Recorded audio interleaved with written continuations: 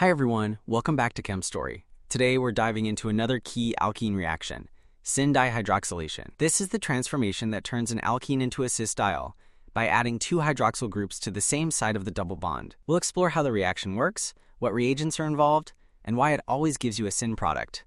Let's get started. So what exactly is syn-dihydroxylation? It's a reaction that converts an alkene into a 1,2-diol, where both OH groups add to the same face of the double bond, and that's what we call syn-addition. The reaction is typically done using either osmium tetroxide or potassium permanganate. In this example, we're using osmium tetroxide and then finishing the process with aqueous sodium bisulfite. Take a look at the product. Both hydroxyl groups end up on the same side. That's the key.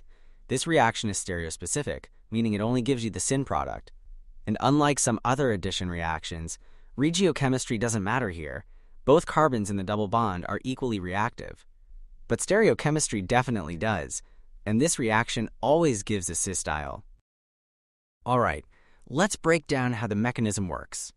In step 1, the alkene reacts with osmium tetroxide, forming a 5-membered ring between the double bond, the osmium, and 2 oxygen atoms. We call this structure a cyclic osmate intermediate. This step happens in a concerted way. Both bonds form at the same time, and that's exactly what locks in this syn stereochemistry from the beginning. Now for step 2, we need to break the metal-oxygen bonds in that intermediate. That's where aqueous sodium bisulfite comes in. It carries out a hydrolysis, breaking the metal-oxygen bonds and replacing the osmium with hydrogens. The result is a vicinal diol, with both OH groups still on the same face. So overall, the reaction starts with a concerted addition and ends with a clean hydrolysis, giving you a cis-diol as the final product. Now, why does this reaction always give a syn product?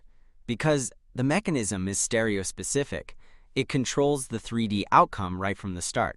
Both oxygen atoms are added from the same side of the double bond, whether you're using osmium tetroxide or potassium permanganate. There's no chance for them to end up on opposite faces. That's why syn-dihydroxylation consistently gives a cis-diol, not a trans. Let's talk about another option, potassium permanganate. It also gives syn-dihydroxylation, but works best under cold, dilute, basic conditions. There are a few trade-offs. It doesn't dissolve well in organic solvents, which limits its use in some cases. And the overall yield is usually lower than with osmium tetroxide, but it's much cheaper, which makes it a solid choice for large-scale synthesis, where cost matters more than yield. Mechanistically, potassium permanganate works a lot like osmium tetroxide. It also forms a cyclic intermediate, but this time with manganese at the center. The alkene's pi bond reacts with the manganese-oxygen double bonds, forming a 5-membered ring-like structure. Under basic conditions, usually with NaOH, this intermediate breaks down, giving you the final cis-diol. So even though the reagents differ, the stereochemical outcome is the same, syn-addition. Now here's a more efficient variation, the upjohn dihydroxylation. The clever trick here is, you only need a catalytic amount of osmium tetroxide.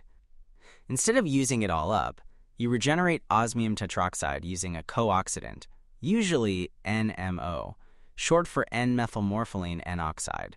This makes the process much more practical and cost-effective, especially given that osmium tetroxide is both toxic and expensive. You still get a high yield of the syn-diol, but with a lot less osmium. So how does the catalytic cycle work? In the main reaction, OS8+ reacts with the alkene and forms the diol, but gets reduced to OS6+ in the process. Then NMO steps in. It reoxidizes OS6+ back to OS8+, allowing the osmium to be reused again and again. As long as you keep supplying NMO, a small amount of osmium tetroxide can carry out multiple reactions. And that's what makes the upjohn method such a powerful and efficient way to do syn-dihydroxylation. Alright, that wraps up our deep dive into syn-dihydroxylation of alkenes. We explored how osmium tetroxide and potassium permanganate both give syn-addition, how the stereochemistry is locked in by the mechanism, and how the upjohn cycle makes the reaction more sustainable. Thanks so much for joining me today, and as always, I'll see you in the next Chem Story video.